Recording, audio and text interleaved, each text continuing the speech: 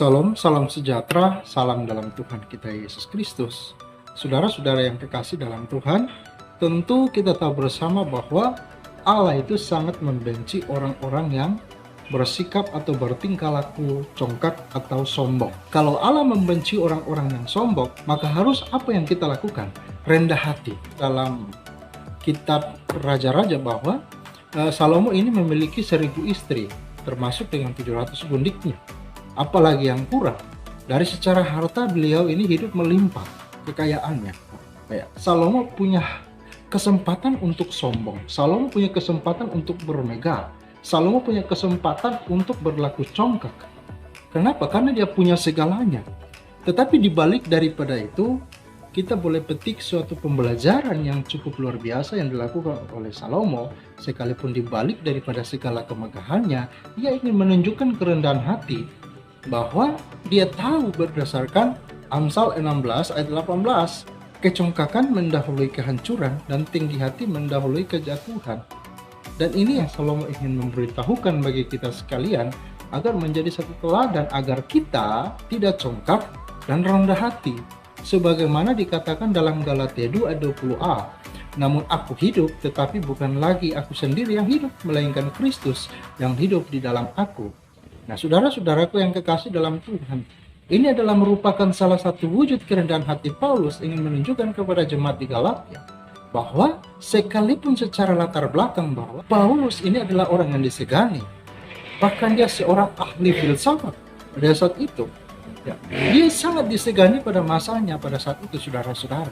Tetapi setelah dia mengenal Kristus, dia mengatakan kepada jemaat di Galatia bahwa yang hidup dalam dirinya itu bukan dia lagi, tetapi Kristus sendiri. Nah, saudara-saudaraku yang kekasih dalam Tuhan, memang susah.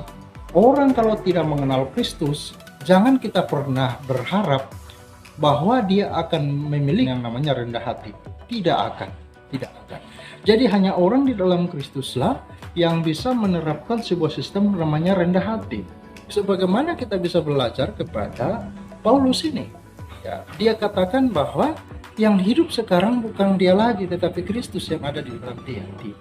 Orang-orang yang rendah hati itu dianjurkan, diperintahkan oleh Yesus untuk memikul kuknya. Apa itu kuk? Kuk itu, saudara-saudaraku yang kekasih dalam Tuhan, misalnya sering digunakan oleh para petani, oleh para pembajak-pembajak sawah, itu sering ditaruh di belakang atau di leher kerbau atau sapi. Artinya bahwa sambil dipasangkan ke leher mereka, itu ada beban yang harus dipikul, ada beban yang harus ditarik. Jadi Bapak Ibu saudara-saudaraku yang kekasih dalam Tuhan, Yesus bukan hanya memerintahkan untuk memikul kuknya, tetapi dia perintahkan kita harus belajar kepadanya. Belajarlah dariku, sebab aku lemah lembut. Orang yang rendah hati harus disertai dengan lemah lembut. Bayangkan dalam kitab Matius, Yesus katakan bahwa ketika engkau rendah hati, engkau lemah lembut, maka kelegaan akan terdapat dalam jiwamu. Orang yang congkak, orang yang sombong sudah pasti tidak akan tenang dalam hidupnya. Dia pasti akan gelisah. Dia pasti akan merasa bimbang dalam kehidupannya. Karena apa? Kecongkakan, kesombongan telah menguasai dalam hidupnya.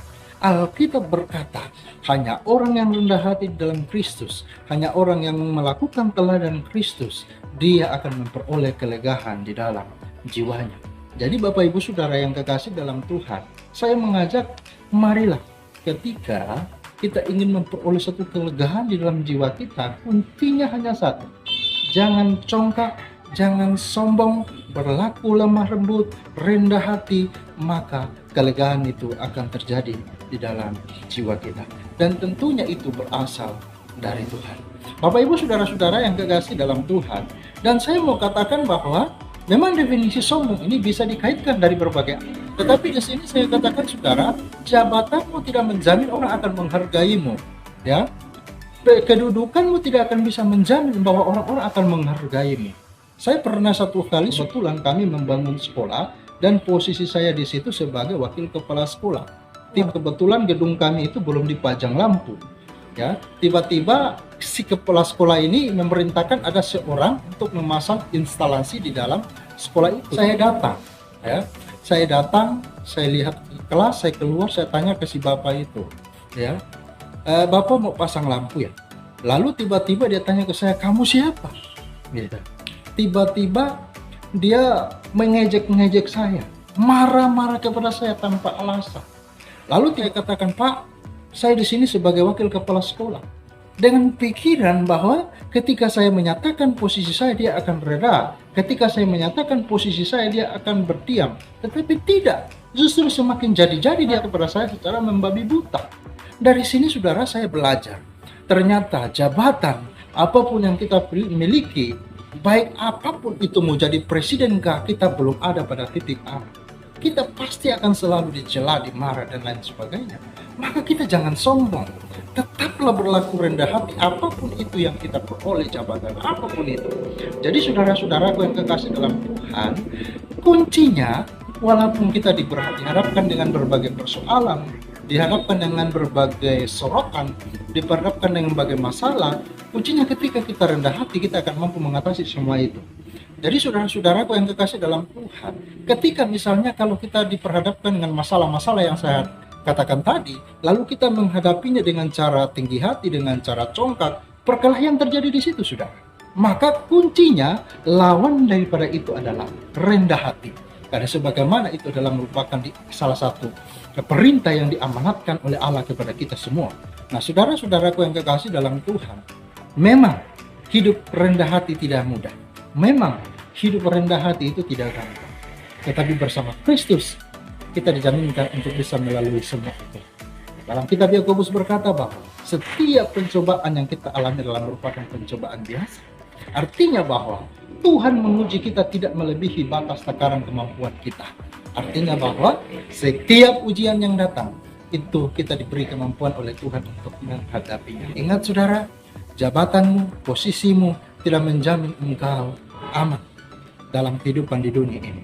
Hanya satu yang bisa menjamin engkau aman, engkau tetap rendah hati. Kenapa aman, saudara? Karena orang yang rendah hati, walaupun dia dicaci, walaupun dia dicerca, walaupun dia dikata-katai, dia akan diam. Tetapi kalau orang sombong, secara otomatis dia pasti akan melawan. Maka di situ akan terjadi pertikaian, di situ pasti akan terjadi perselisihan. Maka bentrok terus berlanjut. Bentrok secara berkesinambungan dan terus berjalan. 14 dan 11 berkata bahwa sebab barang siapa meninggikan diri, ia akan direndahkan. Dan barang siapa yang merendahkan diri, ia akan ditinggikan. Secara otomatis telah difirmankan bahwa jikalau saudara meninggikan diri, disitulah kejatuhan saudara. Akan direndahkan. Ya, sebagaimana dikatakan dalam kitab Amsal tadi, orang yang tinggi hati, itulah orang yang congkak adalah merupakan awal dari kejatuhan. Sinkron dengan apa yang dikatakan oleh Lukas, bahwa orang yang meninggikan diri dia akan direndahkan. Jadi Bapak Ibu saudara-saudara yang kekasih dalam Tuhan, kesombongan di mata Tuhan adalah merupakan sebuah kejijikan. Jadi apa untungnya kalau kita berlaku sombong? Ingat, malaikat dibuang dari surga itu karena kesombongannya. Jadi Bapak Ibu saudara-saudaraku yang kekasih dalam Tuhan, ketika kita melakukan kesombongan di dunia ini, maka secara tidak sadar bahwa kita telah merepresentasikan gaya iblis di dunia ini. Maka dari itu Bapak Ibu saudara-saudara, sekali lagi tak bosan-bosan saya katakan bahwa marilah kita hidup rendah hati. Orang kalau hidup rendah hati, dia akan damai dengan sesamanya. Dia akan damai dengan lingkungannya. Dia akan damai dengan orang-orang di sekitarnya.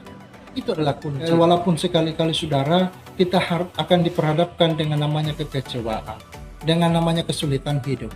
Tetapi kalau Allah yang mengangkat kita, secara otomatis pasti ada solusi yang dia berikan bagi kita. Maka orang yang rendah hati pasti mampu menjalankan setiap dinamika kehidupan ini dengan tentram, dengan aman, dengan nyaman.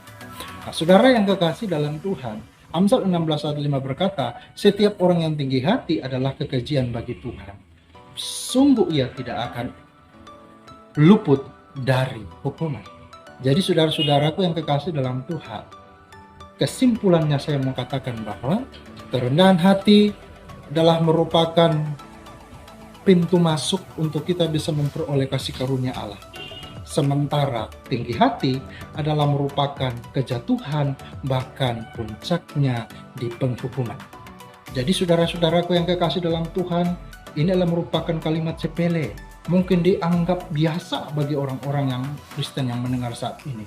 Tetapi saya mau katakan konsekuensinya luar biasa, saudara. Jadi saudara-saudaraku yang kekasih dalam Tuhan, marilah hari ini saya pikir adalah merupakan satu wejangan bagi kita sekalian agar supaya kita hidup di dunia ini lebih hati-hati lagi dan kita tidak lagi melakukan setiap hidup ini dengan berlandaskan atau dalam bingkai-bingkai kebohongan, dalam bingkai-bingkai kesombongan, tetapi sebagaimana kita menjalankan hidup ini dalam bingkai kerendahan hati supaya kita berkenan di hadapan Allah. Tuhan Yesus memberkati.